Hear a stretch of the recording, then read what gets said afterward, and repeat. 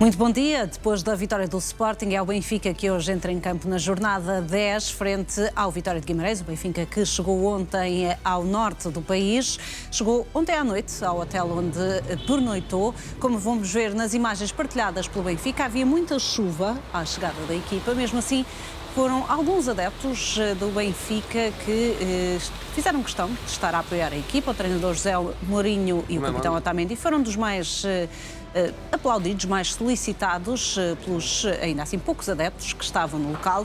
O jogo está marcado para as 8h30 da noite. Depois da vitória de ontem do Sporting, a equipa de José Mourinho está proibida de perder pontos. É um jogo complicado para o Benfica nesta 10ª jornada do campeonato e que antecede a recepção ao Bayer Leverkusen para a Liga dos Campeões.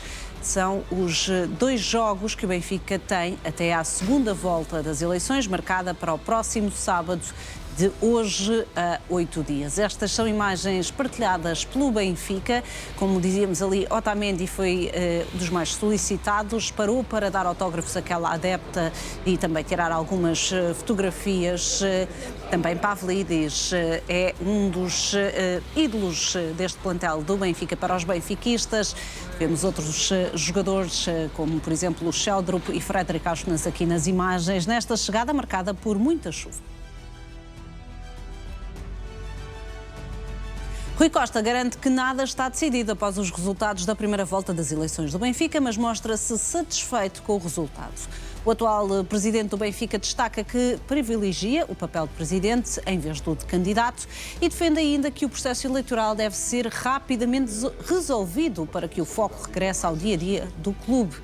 Rui Costa sublinha que a segunda volta será um novo ponto de partida, refere que é necessário manter o apoio conquistado e convencer os que faltam para alcançar a maioria necessária. Rui Costa afirma sentir-se honrado pelo voto de confiança dos sócios e pela forte participação ao longo da campanha, reconhecendo que a responsabilidade aumenta com esta mobilização dos benfiquistas.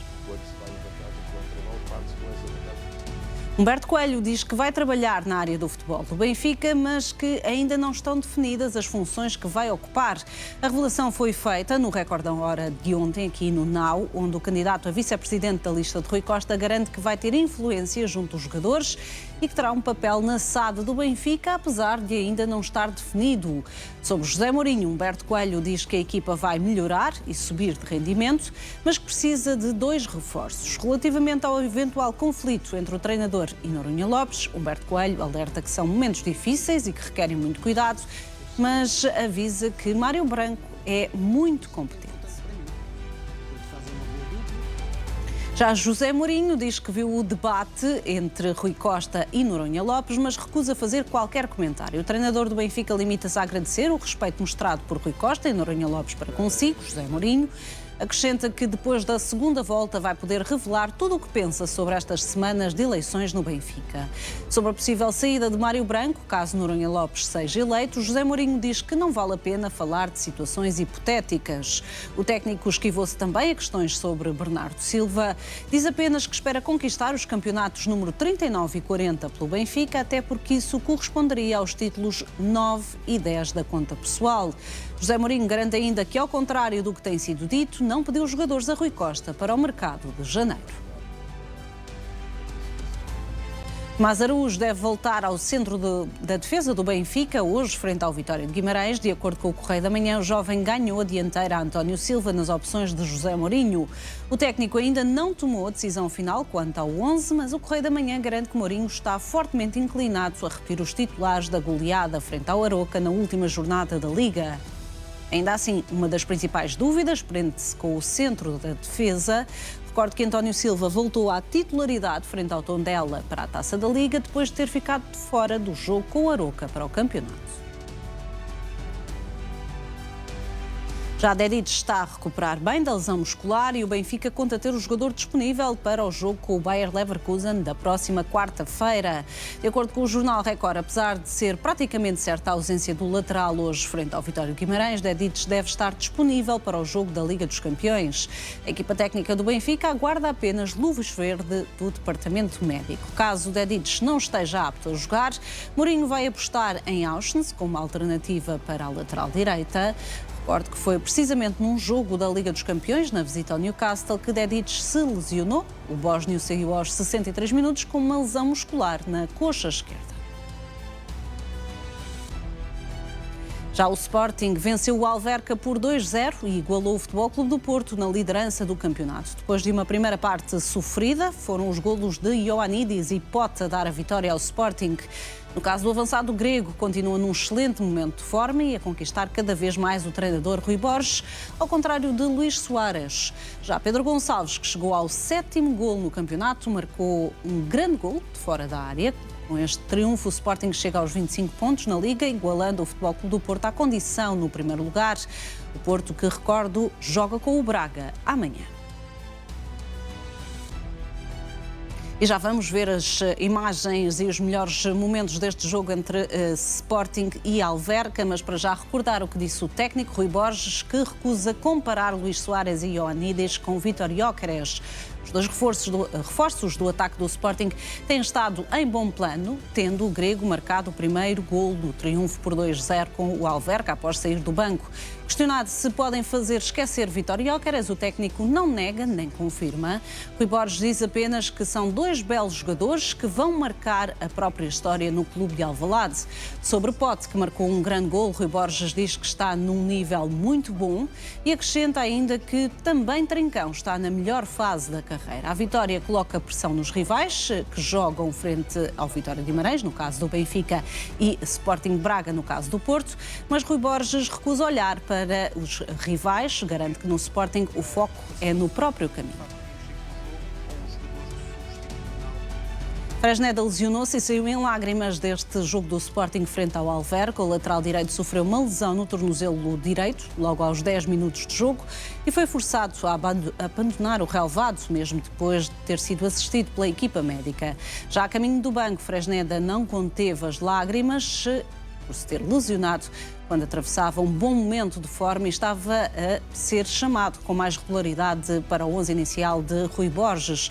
Já após o final da partida, o técnico revelou que o lateral sofreu uma entorse, mas que ainda não sabe a gravidade, apesar de acreditar que não será muito grave. André Vilas-Boas está disponível para vender Samu por 80 milhões de euros. Segundo o Mais Sport, o presidente do Futebol Clube do Porto entende que 80 milhões de euros é um valor justo para libertar o avançado. Apesar da cláusula de rescisão estar fixada nos 100 milhões de euros, Vilas-Boas considera que uma proposta nestes valores é irrecusável. Recordo que Samu é seguido por clubes como Chelsea ou Tottenham e que esse deportista admite vendê-lo já no mercado de janeiro. Não só pela pressão financeira, mas por acreditar que De Jong e Denis Gul dão garantias a Francesco Farioli. Além disso, o departamento de scouting do clube já está a trabalhar em possíveis substitutos para Samu. Luuk de Jong, que já está a treinar no relvado. O avançado está na etapa final da recuperação da grave lesão no joelho esquerdo e já está a fazer trabalho no relvado, ainda que de forma individualizada. Através das imagens divulgadas pelo Futebol Clube do Porto, é possível ver de Jong a fazer alguns exercícios com bola no campo e sem qualquer proteção no joelho. No entanto, ainda está a trabalhar de forma condicionada. Recordo que o avançado está ausente das competições há 2 meses e que o regresso está previsto para o mês de novembro. Os processos disciplinares a Pavlidis e Alan Varela do clássico entre Futebol Clube do Porto e Benfica foram arquivados. O Conselho de Disciplina da Federação Portuguesa de Futebol não deu provimento a queixas dos dois clubes. O Futebol Clube do Porto, recorde-se, foi o primeiro a avançar com uma queixa contra o avançado do Benfica na sequência da cotovelada que o grego deu a Gabri Veiga logo no arranque do clássico. Em um jeito de resposta à ação portista, o Benfica apresentou uma participação contra Alan Varela por uma alegada agressão a Pavlidis no mesmo clássico. Os dois acórdãos estão datados do passado dia 23 de outubro e foram ouvidos os depoimentos dos árbitros e videoárbitros do encontro. Tanto Futebol Clube do Porto como Benfica podem recorrer das respectivas decisões, seja para o Conselho de Justiça ou para o Tribunal Arbitral do Desporto. Comprometido, vamos agora olhar para as imagens da vitória do Sporting frente ao Alverca por 2-0. A equipa de Rui Borges está empatada à condição com o Futebol Clube do Porto no primeiro lugar do campeonato. O Sporting teve de suar para levar de vencida a equipa do Alverca. O jogo nem começou de feição para os Leões. Fresneda torceu o pé logo aos 10 minutos e saiu em lágrimas do campo. Logo de seguida, a turma de Alvalade ficou a centímetros de inaugurar o marcador. Jenny Catamo puxou a bola para o pé canhoto e visou a baliza. Só o poste impediu o golo do extremo moçambicano. Na segunda parte, o Sporting entrou decidido a mudar o curso do jogo e inaugurou o marcador na sequência de um canto logo à passagem dos 50 minutos. Luís Soares ainda festejou, no entanto o golo viria a ser anulado pelo VAR. O atacante número 97 está em posição de fora de jogo. Decisão final, cancelar o golo. Logo de seguida, o Alverca pediu uma expulsão de Diomandé após este lance, mas árbitro e VAR nada assinalaram e o Sporting embalou para o golo. Não foi à primeira, foi à segunda. Canto batido do mesmo lado, só que desta vez com um protagonista e desfecho diferente. Ioannidis inaugurou o marcador à passagem do minuto 68. O mais difícil estava feito, mas ainda houve tempo para fechar a contagem com chave de ouro, para ver e rever este golaço de Pedro Gonçalves, que fez o 2-0. Com esta vitória, o Sporting fica à condição em igualdade pontual com o Futebol Clube do Porto na liderança do campeonato. O Mário Figueiredo faz-me companhia nesta manhã. Mário, bom dia. Um Sporting que vence e convence, é a equipa nesta fase que está a atravessar ou melhor, que está melhor nesta fase? Olha, muito bom dia a todos. Em cima de tudo, convencer, acho que ainda aquela primeira parte não ajudou a convencer ninguém, mas já lá vamos. Acho que sim, o Sporting ganhou bem, foi a melhor equipa, continua a ter um grande fluxo ofensivo, continua a criar situações de perigo, continua a criar golos, mas há momentos, são aquelas paragens. A primeira parte foi muito pouco. Os adeptos do Sporting habituaram-se a ver o bicampeão a dominar, a ir para cima, a resolver o jogo quase na primeira parte, o treinador a ter tempo para fazer depois uma gestão de jogadores e fazer uma rotatividade, e o que se está a assistir é a equipa parece que entra ali num ramo-ramo, toda a gente falha, e depois onde é que está a solução? Individual, o talento individual. Tivemos Pote a resolver o jogo hoje, um grande remate, um grande golo, e repara, sempre que aparece Pote e Trincão, o Sporting não perde. O problema é quando os dois não aparecem. E repara, e é preciso que estes dois comecem a aparecer. Outra novidade foi o golo de Ioannidis. Não é tão novidade, porque é o segundo jogo consecutivo a marcar. Curiosamente, ao Alverca, tem 4 golos na época. Mas é um jogador que, eu quanto a mim, o Sporting pagou demais por ele, por aquilo que ele pode dar à equipa. A verdade é que, para se colmatar, e tu há bocado falavas nisso, que era se Ioannidis e Luís Soares faziam esquecer Gyökeres. Não, eu acho é que o Sporting só consegue fazer esquecer Gyökeres se começarem a aparecer o Trincão, o Pote. Repara, o Pote já tem 7 golos marcados, tem os mesmos golos que o Luís Soares. Ou seja, há aqui uma evolução. Eu penso é que os golos que o Gyökeres fazia vão ter que ser distribuídos por Pote, por Trincão, por Luís Soares, mais Ioannidis. É necessário que esses jogadores comecem a aparecer. A verdade é que quando o Pote está bem e quando o Trincão está bem, a equipa acaba sempre por ganhar com mais ou menos dificuldade. A verdade é que vai ganhar. Agora, se me diz assim, a vitória é justa? Justíssima, não há dúvida nenhuma. O Sporting dominou, teve sempre o controle do jogo, teve. Mas a verdade é que... Achas que entrou muito relaxado por aquilo que tinha acontecido na Taça da Liga? Eu penso que não, porque eram outros jogadores. E repara, quando nós falávamos aqui que o Sporting mudou uma equipa, o próprio Alverca também mudou. Porque a gente às vezes só vê os objetivos dos grandes e não vemos os objetivos dos pequenos. Aliás, Custódio fez questão de dizer logo na altura que o objetivo do Alverca não é a Taça da Liga, é a manutenção. E, portanto, ele próprio também rodou jogadores a pensar nisso. E isso significa o quê? Os objetivos são outros. Quando às vezes começamos a pensar que só os grandes é que têm objetivos ou que o que interessa é o jogo seguinte, não é. A verdade é que o jogo da Taça da Liga, a verdade é que se nós analisarmos, se calhar é preciso reformular aqui esta Taça da Liga, porque não convence ninguém. Estes moldes da Taça da Liga, repara, se o Alverca abdica de disputar a Taça da Liga, alguma coisa está mal, alguma coisa é preciso fazer. Se queres trazer competitividade, ou então reduzes isto ao mínimo. E como é que reduz ao mínimo? É a Final Four com os 4 classificados da última temporada. Porque é a única solução que eu vejo. Porque, repara, quando tens equipas como o Alverca a abdicar, Há também aquela questão de poder, que acontece noutros países, de ser uma via de acesso a competições europeias, não é? Claro Mas para isso o futebol também precisamos de mais vagas, não é? Não, mas era Também isso. precisamos Mas de mais vagas. é preciso tornar esta competição mais atrativa. A verdade é que parece que dá a ideia que esta competição faz parte do calendário, a Liga quer mantê-la viva porque é a sua competição, depois da Taça de Portugal, que é a Federação, e portanto aqui, a ideia que me dá é que é preciso criar aqui uns novos moldes da competição para ser atrativa para todos. Até para o Alverca, por exemplo, que é uma equipa que quer lutar pela sobrevivência na Liga e que abdica de disputar o jogo pelo jogo. Mas deixa-me voltar aqui à questão do Sporting. Ioannidis volta a marcar neste momento, e porque Rui Borges falou de uma boa dor de cabeça à questão do ataque entre Luís Soares e Ioannidis.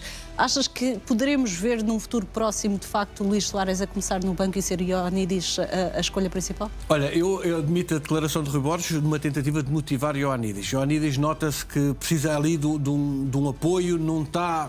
É como estava-te a dizer há pouco, a mim ainda não me convenceu e acho que o Sporting pagou-lhe o preço por aquilo que ele era há 2 temporadas. Quando o quis contratar, ele fez muitos golos. Na época seguinte teve uma época muito mais apagada e o Sporting acabou por pagar o mesmo valor. Portanto, eu acho que o Sporting comprou o jogador inflacionado, comprou por aquilo que ele era, não por aquilo que ele estava a ser. E, portanto, eu admito que o jogador precisa de mais tempo para jogar. A novidade aqui é que nós já vimos Ioannidis e Luís Soares no mesmo 11, a serem contemporâneos no 11. E isso é importante. Ou seja, são mais soluções, é mais útil para o treinador. Agora, a verdade é que o Luís Soares tem um papel muito mais ativo em todo o jogo. Ou seja, na recuperação de bola, na pressão, naquela insistência daquele avançado que é duro, que não dá uma bola por perdida, que vai para cima, e aí isso é muito importante para a equipa. Não é só os golos, aquela história que às vezes os treinadores gostam de dizer quando os jogadores não marcam, é muito mais do que os golos que marca. Aqui o Luís Soares encaixa nesse perfil. A verdade é que ele era o melhor marcador da equipa até ontem. Agora foi igualado por Pote, com 7 golos na Liga, mas a verdade é que é aquele jogador que traz muito mais, traz mais agressividade. O Ioannidis não é assim, não pressiona tão alto, o Ioannidis ainda tem um novo espaço. Acho que a titularidade do Luís Soares continua a ser dele, mas uma coisa é certa, se o Sporting começar a resolver os jogos na primeira parte, mais cedo, com mais facilidade, é natural que Ioannidis comece a ganhar espaço, mais ritmo competitivo, e aí podem estar até os dois, se calhar ali depois no mesmo patamar. Neste momento, para mim, ainda não estão. Luís Soares muito acima, muito mais importante na equipa, traz muito mais àquilo que é o jogo coletivo do que o próprio Ioannidis. E Ioannidis, estes golos, tem uma vantagem. Foi um gol de cabeça também, o que significa que o Sporting finalmente começa a marcar também de cabeça, começa a aproveitar as bolas paradas. Repara, o Futebol Clube do Porto é a equipa que mais aproveita essas bolas, faz lembrar quase o Arsenal. Ou seja, já perceberam que isso é fundamental. É preciso não esquecer, o futebol moderno é um pouco isto, as bolas paradas. Há treinadores especialistas em bolas paradas. Há equipas técnicas que contratam pessoas especificamente pelas bolas paradas. E isto é um fator que os grandes clubes não podem ficar isentos. Porquê? Porque para além de se tornar uma arma para eles, ajuda-os também a defender essas bolas. E isso, quanto a mim, é uma nova vertente do futebol. A bola parada é uma arma como outra qualquer. Um gol de bola parada vale o mesmo que um gol em bola corrida. E vou meter aqui uma inconfidência. Falávamos, enquanto olhávamos para as imagens do jogo, sobre Diomandé e algumas abordagens que têm alguns lances que se calhar precisam de ser trabalhadas. No jogo de ontem especificamente, Diomandé arriscou deixar o Sporting numa situação complicada? O Diomandé é isto, que nos tem estado a ver. O Diomandé é um menino, não é? É um menino com 1,90 m, mas é um menino. Ainda é muito novo, ainda tem uma margem de progressão, deu um salto muito grande, segunda Liga para a Primeira Liga, para o Sporting. A verdade é que para o tempo que ele já tem de Sporting, tem que começar a conter-se mais. Um bom central não é aquele que corta tudo e leva tudo à frente. Um bom central é aquele que corta tudo sem fazer falta. E ele continua a fazer ali lances que um bocadinho mais para a frente. Onde poderia ter, no limite, sido expulso? Podia ter acontecido. Não me parece que aquele lance fosse para isso, mas admito que num lance mais agressivo que ele possa ser expulso, e é isso que tem que ser trabalhado. Ou seja, tem que crescer nesse aspecto. A maturidade de um defesa central também passa um pouco por aí. E eu penso que é isso que é fundamental. Ou seja, faz parte do crescimento. E é isso que o trabalho que a equipa técnica do Sporting tem que fazer, é fazer vê-lo, porque ele tem uma boa capacidade física, fisicamente é forte em termos de estatura, e portanto tudo isto é útil. E repara, Diomandé é um dos jogadores que é fundamental no jogo aéreo do Sporting, quer defensivo, quer ofensivo. Sim, mas Mário, estamos aqui muitas semanas a falar, e infelizmente não falamos mais porque esteve lesionado e esteve ausente, e naturalmente nunca é uma situação ideal para ninguém, mas quase sempre que joga temos aqui um lance de Diomandé que estamos a analisar. Esse é o problema. Achas que os árbitros também, como tu, acham que é um menino Não, claro que e não, acabam claro que não. por perdoar? Ora, isto, as faltas têm que ser marcadas, seja no primeiro segundo, seja no último. Isso aí não há dúvida. As expulsões têm que ser feitas. Não adianta querer andar aqui a minimizar aquilo que é a pela-idade. Não, é um jogador como outro qualquer. E, portanto, o Sporting é que tem que trabalhar isso. A equipa técnica tem que trabalhar isso. E o jogador tem que se consciencializar que, quando vai à bola, tem que pensar duas vezes. Mas achas que ontem, então, aquele lance que o Alverca reclama não é um lance não me pareceu, sinceramente não me pareceu, para expulsão. Não me pareceu. Agora, não há dúvida que esses lances, é aquilo que estavas a dizer, são lances que são quase sistemáticos. Há um momento quase de Diomandé em todo o jogo. E isso prejudica. O ano passado chegou a prejudicar a equipa, até inclusivamente, mas aqui a questão é trabalho, tem que fazer trabalho. Eu penso que ele veio de lesão, acho que fisicamente ainda não está no seu melhor, apesar de já estar totalmente recuperado. Foi um jogador que, devido à paragem, quando regressa, pareceu-me até um jogador demasiado pesado. Ele regressa na Taça de Portugal, pareceu-me um jogador ainda pesado, ali que se calhar com 1 quilo ou 2 a mais. A verdade é que agora começa a entrar nesse ritmo. Num jogo de Liga dos Campeões, em que os árbitros, por exemplo, árbitros estrangeiros são mais, deixam a bola girar mais, ele ainda se vai disfarçando. E era isso que falávamos há pouco. Por exemplo, Diomandé em Inglaterra, se calhar até pode ter muito sucesso, é daqueles jogadores que pode ter sucesso porque não se marca todas as faltinhas. Em Portugal, no Sporting, perante esta às vezes o seu ímpeto, a sua vontade de cortar a bola mais rápida, isso aí sim pode gerar penaltis, pode gerar problemas e pode condicionar a equipa, porque reparam, ontem o Sporting só marcou na segunda parte. Virando aqui a conversa também para o Benfica, parte pressionado naturalmente para esta vitória do Sporting, um Benfica que tem, Mário, hoje um jogo difícil, independentemente da forma ou do momento do Vitória, e Mourinho disse isso, é sempre uma equipa que a ter em conta muito mais a jogar em casa. Achas que esta Benfica tem argumentos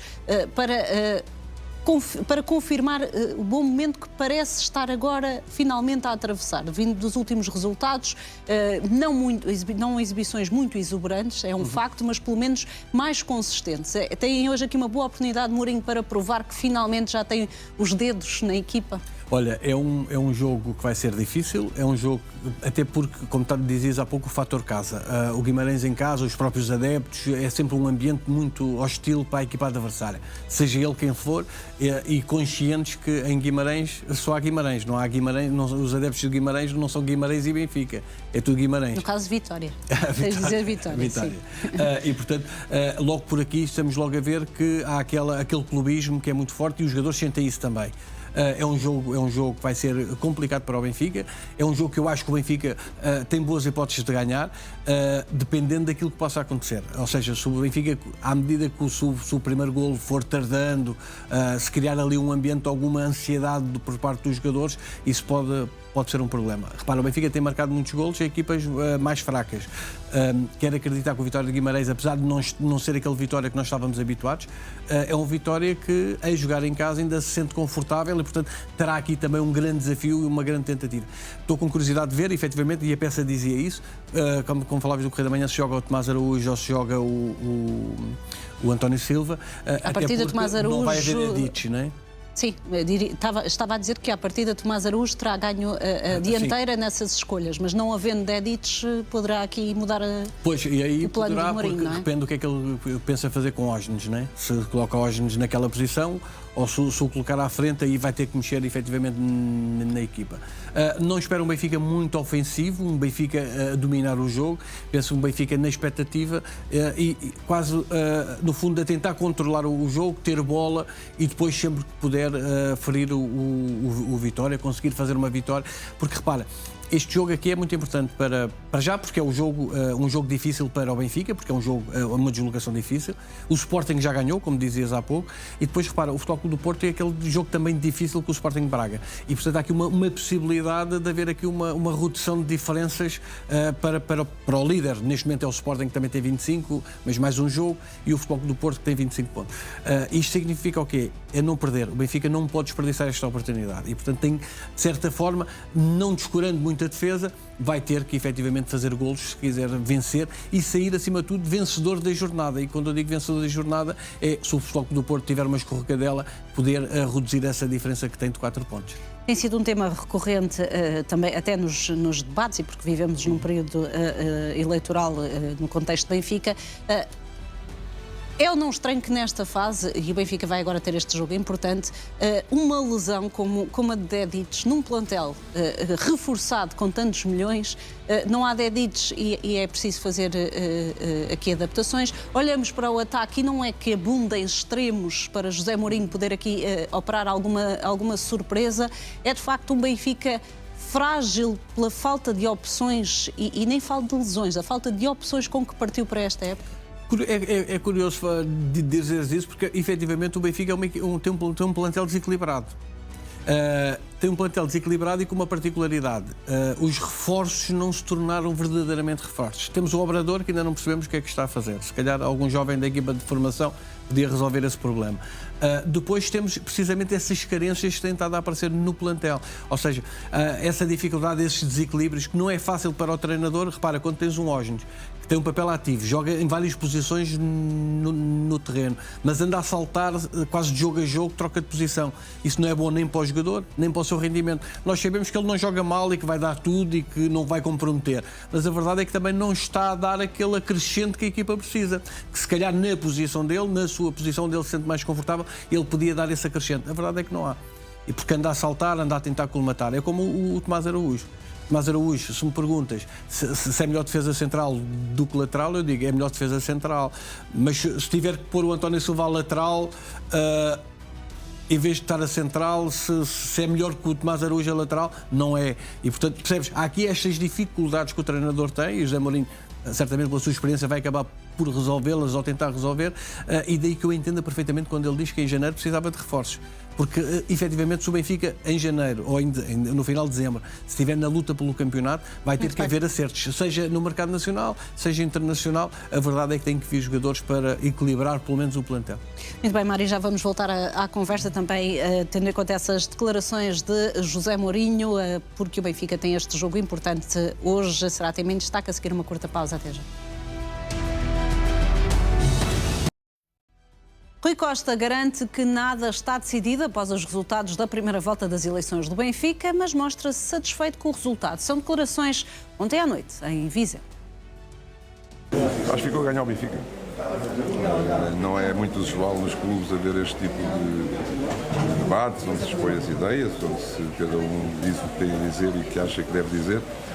Mas não é uma situação muito normal nos clubes e, portanto, eu acho que ficou a ganhar o Benfica. Acha que foi mais esclarecedor este debate comparado com o de antes do dia 25? Todos servem para alguma coisa. Quando se está a trocar ideias ou a apresentar as suas próprias ideias, todos servem para alguma coisa.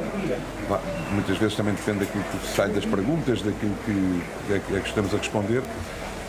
Mas esta campanha foi muito longa para toda a gente, muito longa para os sócios do Benfica, sobretudo. E para os 6 candidatos também foi, e para mim e para João Noronha Lopes, evidentemente, mais 15 dias são campanhas longas e houve tempo e espaço para toda a gente, tempo de vocês, deram um tempo de antena a todos os candidatos, inclusive, para que toda a gente pudesse, ao longo do tempo, expor as suas ideias. E, portanto, eu acho que está a ser uma estrada muito longa, mas onde toda a gente teve a oportunidade de explicar. Foi hoje, em Coimbra, ouvi dizer a sua ambição de que o recorde possa ser ultrapassado. Sim. Eu acho que neste momento é a ambição já de muitos benfiquistas, o orgulho que tivemos de uma eleição, neste caso a primeira volta, com um número estrondoso, não foi bater o recorde, como eu disse no domingo, após as votações.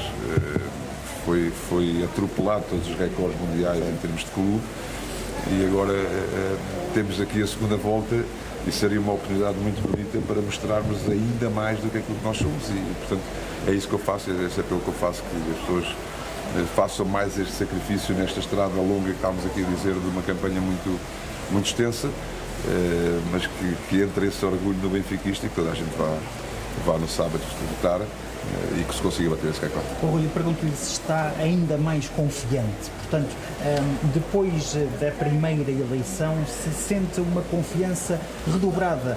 Hoje também tem aqui cerca de 300 sócios do Benfica. Como é que tem visto esta mobilização? Acima de tudo, sinto-me honrado pelo voto de confiança que tive na primeira volta, sinto-me honrado pela participação dos sócios ao longo desta campanha onde eu estive, sinto-me com uma responsabilidade ainda mais acrescida, naturalmente, e à qual aceito e estou pronto para ela. Mas sinto-me, acima de tudo, honrado por aquilo que tenho recebido dos benfiquistas, mais do que tudo, é isso. Mas Pedro, sentes na terra, não é? Disse que ainda não está ganho.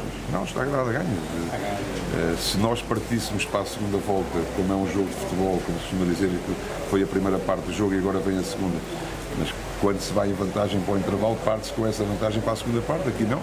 Aqui vamos partirmos do zero e portanto, nada está resolvido.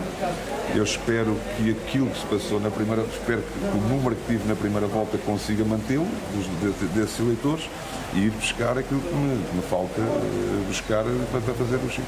O Rui falava desta longa caminhada para não importunar mais, porque tem ali margem à sua espera.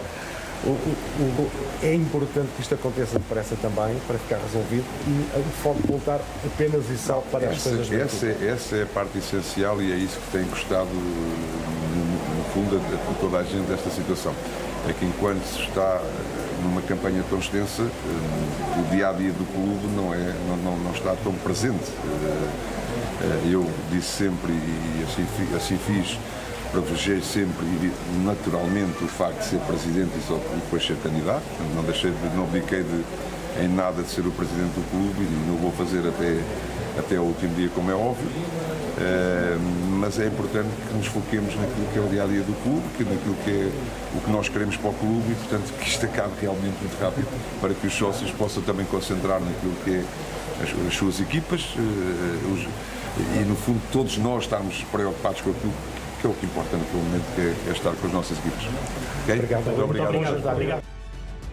Mário, tendo em conta os resultados da primeira volta e já depois daquele debate que juntou os dois candidatos, Rui Costa está na liderança para esta segunda volta? Rui Costa está na liderança e a única mensagem que tem que passar ao seu eleitorado é que vão votar. É que estejam presentes e que repitam o voto. Porquê?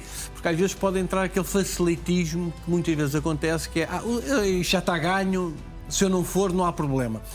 E em grande escala isso pode criar um problema para Rui Costa. E, portanto, até porque quem apoia Noronha Lopes pode estar mais moralizado para ir, mais... Exatamente, por querer a mudança, por sentir que aquele resultado foi surpreendente e, portanto, esses aí vão de certeza. Portanto, aqui o Rui Costa o que tem que fazer é fazer com que o mesmo eleitorado vá às urnas e vá votar. Não acredito que tenha as dimensões, que haja um novo recorde mundial, que sejam 85 mil. Sinceramente não acredito, acho que vai ser muito menos. E, portanto, Benfica fala na possibilidade de 100 mil, não é? Estão a falar em 100 mil e com 1,5 milhão de votos em todo lado, para não faltarem boletins de voto. Não me parece que isso vai acontecer. Não, acho que há quem votou em outros candidatos que vai achar que não se identifica em nenhum destes e, portanto, não vai, ou não vai, quase um voto de protesto e, portanto, não vão estar presentes. Tenho muitas dúvidas que cheguemos aos 100 mil ou até aos 85 mil. Rui Costa tem que manter esta mensagem de que o seu eleitorado tem que ir, tem que votar. Isso é que é importante para ele. Sob pena de depois haver o tal relaxamento e esse relaxamento possa depois criar alguma surpresa. Porque não há dúvida nenhuma que agora quem quer a mudança, aqueles que estão contra Rui Costa, esses vão de certeza votar. É mais uma tentativa que tem, é mais uma forma de tirarem Rui Costa do poder. E, portanto, esses vão estar presentes. Rui Costa tem estado bem, no fundo tem sobrevivido, e já alguma coisa que já percebemos é os resultados desportivos da equipa não vão influenciar estas eleições. Dê lá por onde der, o tiro certeiro, o grande trunfo eleitoral, e uma coisa engraçada, porque Rui Costa diz, estes jogadores e treinadores era trunfo de 1980 e 90, a verdade é que o trunfo do treinador é que o mantém ainda vivo e mantém ainda essa possibilidade. Achas que se hoje acontecer um resultado muito pesado para o Benfica em Guimarães, resultado ou exibição, o Benfica perder e fazer uma exibição pobre, e depois na Liga dos Campeões voltar a somar uma derrota, isso não vai ter influência naquelas pessoas que já estão mobilizadas para votar em Rui Costa? Aquela primeira volta demonstrou isso mesmo. As pessoas quem vota em Rui Costa não está a votar nos resultados, está a votar na esperança de José Mourinho poder a longo prazo levar a equipa à vitória. Repara, até há uma viragem, o próprio Noronha Lopes até já disse que não ia responsabilizar José Mourinho se não fosse campeão. Repara, um candidato que promete ganhar quase todos os anos, já abdica quase do ano zero, do tal ano zero.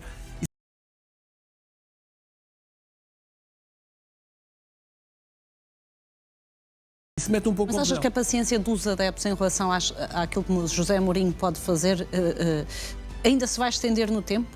Pelo menos esta época vai, até às eleições. Mas se olharmos, por exemplo, Bruno Lage pega na equipa também depois de um plantel que não escolheu, de Roger Schmidt, mas um Benfica que estava pior do que aquele Benfica que José Mourinho encontrou, mesmo em termos daquilo que eram os resultados. À 10ª jornada, que é a jornada por onde partimos, o Benfica de Bruno Lage já apresentava argumentos que davam esperança aos benfiquistas. O Benfica de José Mourinho não tem de hoje já corresponder, fazer qualquer coisa na Liga dos Campeões para que Rui Costa lá está, se mantém? Achas que pode passar em colma isso? Eu continuo a achar, por acaso acho que este eleitorado de Rui Costa não parece que os resultados não vai afetar. E quando eu digo que não vai afetar, por uma razão muito simples. Bruno Lage, se tivesse os mesmos resultados do José Mourinho à frente do Benfica, Rui Costa nem tinha ido à segunda volta. Porque havia já a relação estava ali já estava difícil e, portanto, dificilmente os mesmos resultados podiam levar. E a verdade é que os resultados para um serviram e para o outro era o fim. Isto para teres a noção de que Mourinho traz aquele balão de oxigênio demasiado grande. E por isso é que eu digo, a ironia é um pouco essa. É Rui Costa a dizer que isso trazer trunfos, treinadores e jogadores, num ataque quase a Noronha Lopes, quando fala em Bernardo Silva, a verdade é que ele acaba por ganhar as eleições, ou por ser o mais votado na primeira volta das eleições, fruto daquilo que trouxe. Fruto de um treinador. Quem apresentou o melhor trunfo foi ele, acaba por ser ele. E isto significa o quê? Significa que Rui Costa não está, acho que deve insistir que o seu eleitorado tem que ir votar. A equipa, as pessoas não estão muito preocupadas com os resultados. Eu acredito que se calhar uma derrota com o Futebol Clube do Porto, 7 pontos de diferença, isso já podia ter aí um peso se calhar diferente, fruto do momento atual da campanha eleitoral, que estava muito intensa e estava muito forte. Agora, neste momento, a ideia que eu fiquei foi estes adeptos que estão a votar em Rui Costa não estão a votar nos resultados. E, portanto, qualquer resultado vai manter certamente Rui Costa como novo presidente o novo velho presidente do Benfica. E vamos ouvir também José Mourinho como prometido, Mário, até porque ontem tem declarações também curiosas, mas uma em particular, porque foi questionado sobre Bernardo Silva, diz que prefere que o Benfica chegue aos títulos 39 e 40. A pergunta vai mais ou menos na mesma direção do que os teus colegas. Eu não quero falar do diretor Mário Branco, não quero falar do Pedro, não quero falar do Bernardo. Acho que não devo entrar por aí. Tenho-me aguentado tão bem, tenho defendido tão bem das vossas, entre aspas, provocações, que agora que isto está a chegar ao final, vou-me aguentar até ao final, vou-me focar no Vitória de Guimarães, vou-me focar no Bayer Leverkusen, vou-me focar no Casa Pia e depois na segunda-feira seguinte cá estaremos. Obrigado, obrigado, bom trabalho. José Mourinho. Sócio. Gostava de ter estou lá a votar, Bernardo Silva. Sócio. Sim. O sócio gostava de ganhar o 39 e o 40, até porque eu gostava de ganhar o 9 e o 10. E se o 40 vier ao mesmo tempo que o 10º, era perfeito. Obrigado.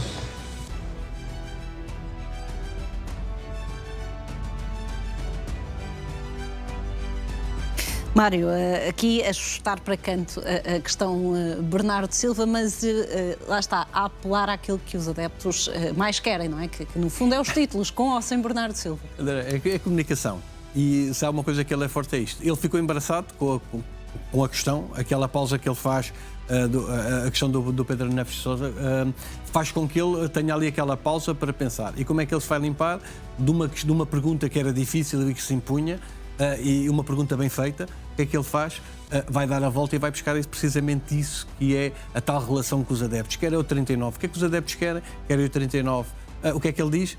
39, o 40, o 9º e o 10º dele. E a verdade é que deu aqui a volta à situação, levantando-se. E percebes? E é esse momento que faz quase os títulos hoje dos jornais, é isso. E daí ser forte da comunicação. Alguém menos preparado em termos de comunicação, provavelmente aqui teria uma oportunidade quase para ter uma escorregadela daquelas, como vimos Bruno Lage a ter algumas e já vimos outros treinadores a ter, que é pela inexperiência, a forma como ele deu a volta à questão, dá a volta à questão, mas com fundamento. Ou seja, no fundo, direciona a resposta para aquilo que ele queria e para aquilo que é o foco, sem responder se quer Bernardo Silva ou não. Mas porquê fugir à questão Bernardo Silva? Porque a questão Bernardo Silva não é uma questão Noronha Lopes. Aliás, é esse o argumento de Rui Costa que desmonta o de Noronha Lopes, que Bernardo Silva é um benfiquista que regressará ao Benfica, independentemente de quem é o presidente. Porquê é que Mourinho não disse algo do género? Quem é que não gostava de ter Bernardo Silva? Não comprometia em termos eleitorais a posição de Mourinho, falando de Bernardo Silva. Porquê é que achou que não era prudente fazê-lo?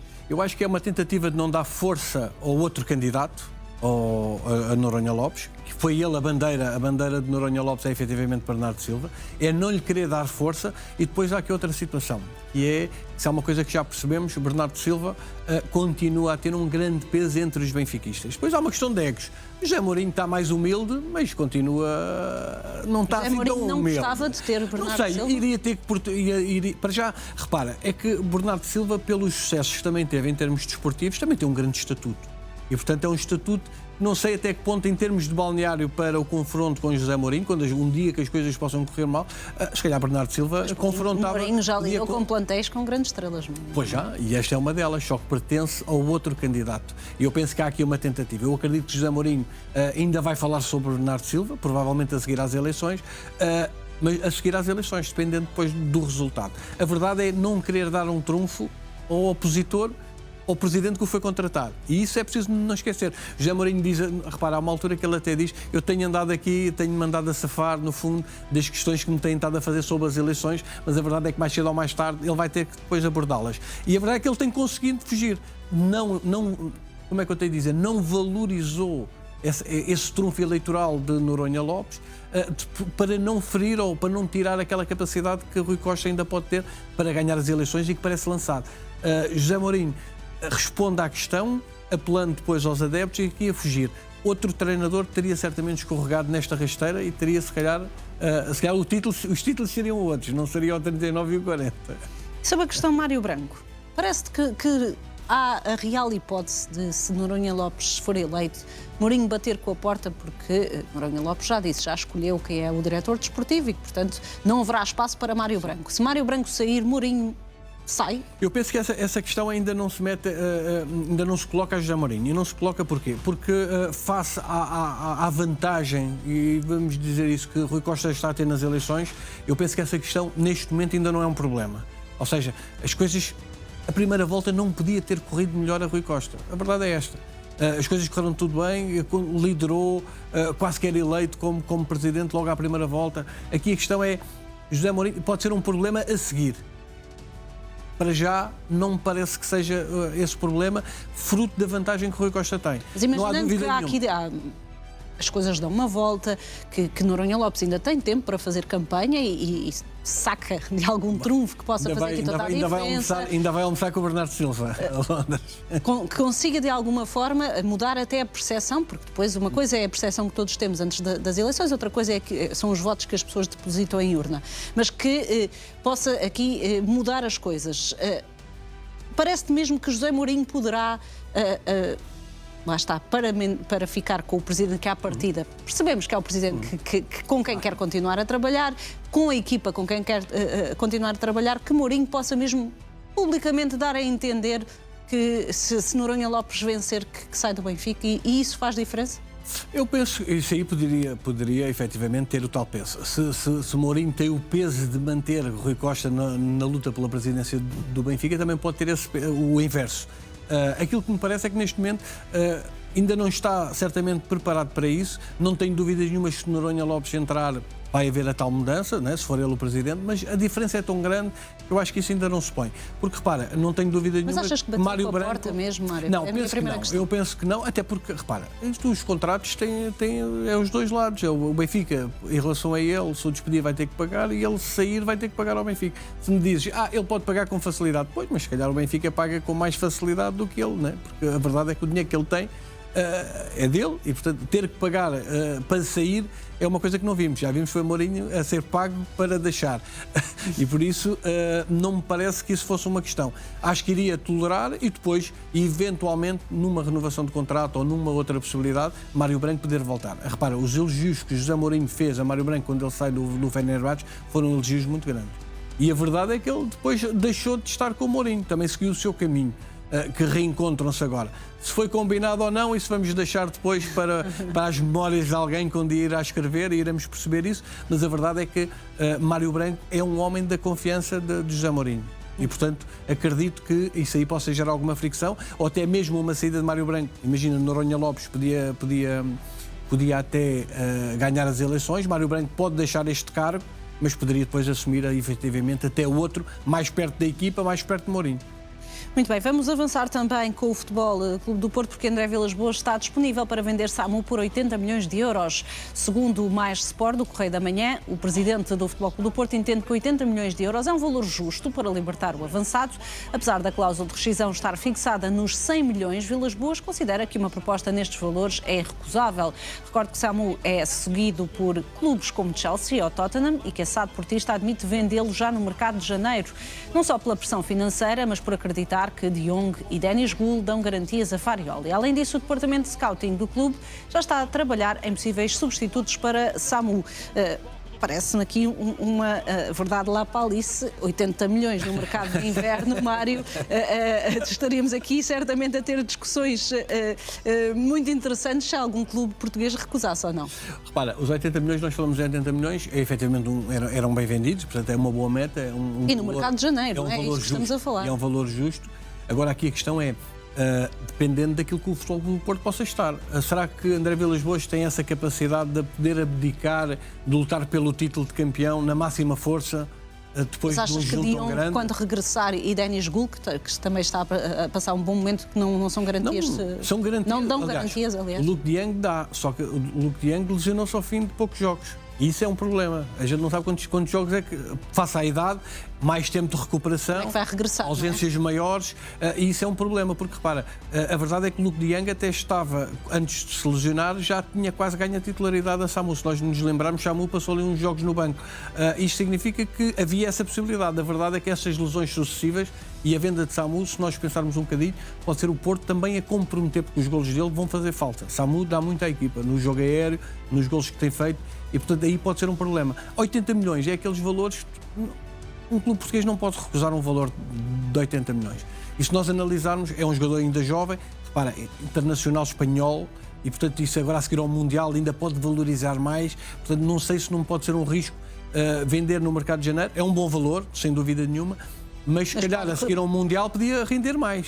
Achas, mas pode recusar se chegar alguém com 80 milhões acho que não. no mercado de janeiro para levar um jogador de uma equipa portuguesa?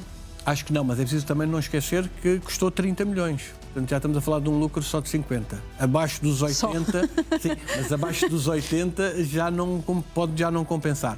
Depois há outra questão, que é isso que eu estava a dizer, o Mundial.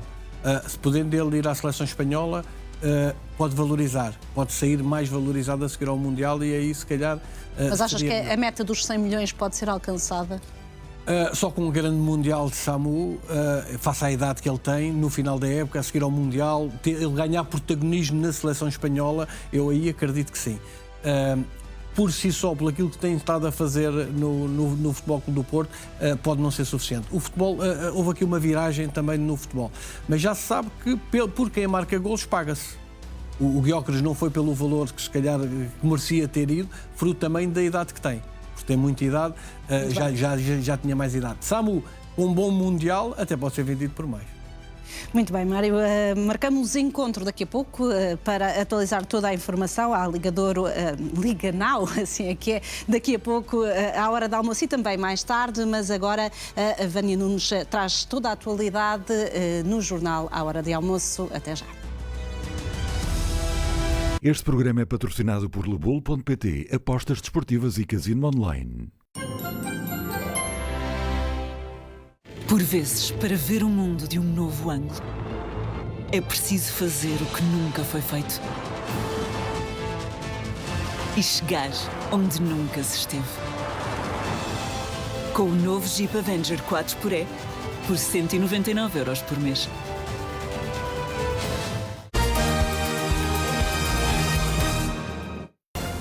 E vamos aos destaques. 8 distritos de Portugal continental estão hoje